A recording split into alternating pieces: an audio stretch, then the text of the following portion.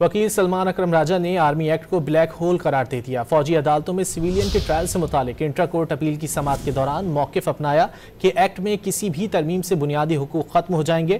Justice نعیم اختر افغان نے مکالمہ کیا کہ جب آپ کی سیاسی پارٹی کی حکومت تھی اس وقت آرمی ایکٹ میں ایک ترمیم کی گئی، اس وقت پارلیمنٹ نے بڑی گرم جوشی کے ساتھ آرمی ایکٹ سے متعلق قانون سازی کی۔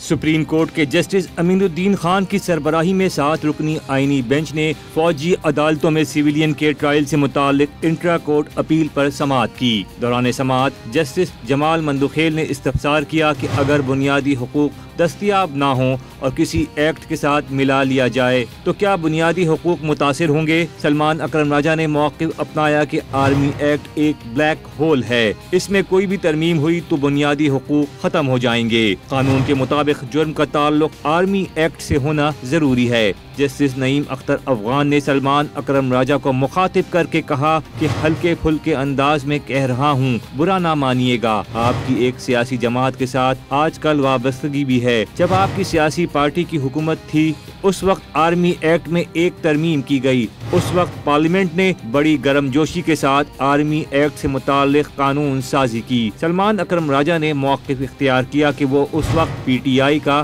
حصہ نہیں تھے۔ جسٹس جمال مندوخیل نے ریمارکس دیے کہ سول سروس میں کوئی شخص ایسا جرم کرتا ہے تو اسے نوکری سے نکالا جاتا ہے، سول سروس میں سزا دینے کا اختیار موجود نہیں۔ آرمڈ فورسز میں ایک طرف نوکری سے نکالا جاتا ہے تو دوسری طرف سزا بھی دی جاتی ہے۔ سلمان اکرم راجہ نے اپنے دلائل جاری رکھتے ہوئے کہا کہ آپ مجھے 10 سال سزا دے دیں اور کہیں کہ آپ کو اپیل کا حق نہیں، کیس کوئی اور سنتا ہے، فیصلہ کوئی اور جاری کرتا ہے۔ دنیا میں کہیں ایسا نہیں ہوتا کہ اعتراف کی بنیاد پر سزا ہو جائے۔ اعتراف کی بنیاد پر سزا ہمارا ہی انوکھا طریقہ ہے۔ دنیا میں پورا سسٹم بدل کر رکھ دیا گیا ہے۔ دنیا میں اوپن ٹرائل کا تصور بھی موجود ہے۔ جسٹس امین الدین خان نے ریمارکس دیے کہ ہمارے سامنے جو معاملہ ہے ہم نے اس کے مطابق فیصلہ کرنا ہے۔